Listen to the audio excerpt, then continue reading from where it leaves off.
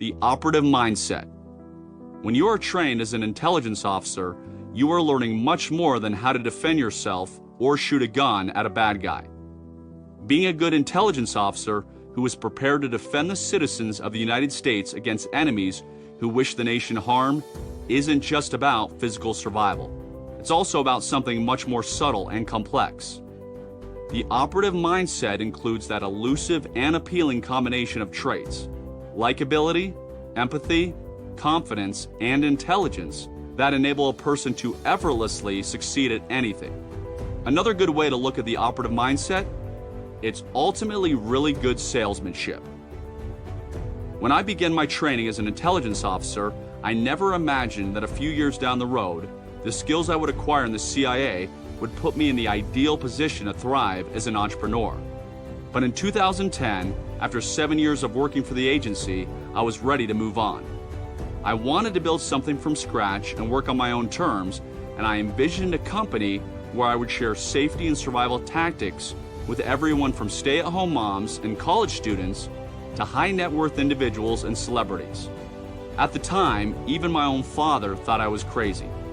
He couldn't believe I would leave such a steady job, especially after the crazy hoops I had to jump through to get accepted into the CIA in the first place. It was a big change, and I was taking a major risk, especially considering only 20% of new businesses survive past their first year of operation.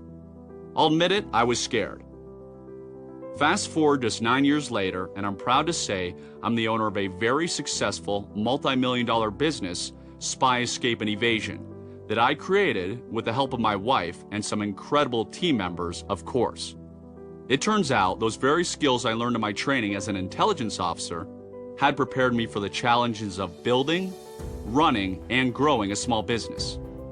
In this book, I'm going to show you exactly how I use the operative mindset to build the business I run today. I'll be the first person to admit I'm an introvert.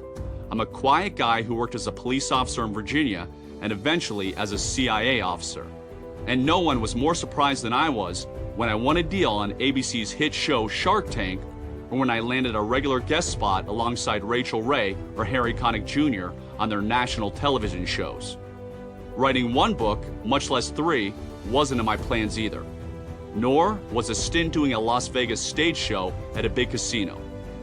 I'm incredibly grateful to have had these opportunities, and they've certainly helped me take my business to a higher level.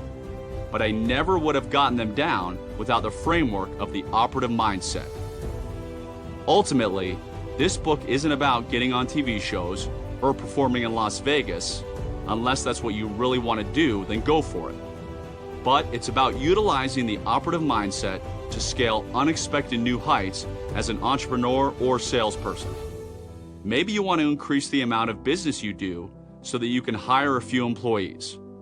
Perhaps it's your goal to expand your business internationally.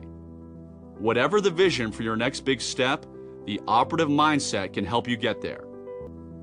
My background as an intelligence officer has proven to be a most welcome secret weapon when it comes to navigating the business world, and I'm going to show you how to use these proven tactics to achieve greater and long-lasting success no matter what business you're in. Chapter 1: The Confidence Reflex. Classified. Exercise. Collection of information from anonymous source or sources at one or more locations. Participant: Tyler. Location: classified location, Bethesda, Maryland, Washington, D.C. Objective: subject must navigate from classified location to Washington, D.C. Metro train station to find anonymous contact. Contact will provide subject with further information pertaining to operation. Subject must connect with additional unknown contact in Washington, D.C. to collect information concerning a potential act of terrorism directed at United States citizens. Tyler's story. I was in a deep sleep when I was woken up by a loud, forceful knock at the door of my room. A quick glance at my watch told me it was 3:10 a.m. Normally, someone pounding on the door at this hour would be alarming.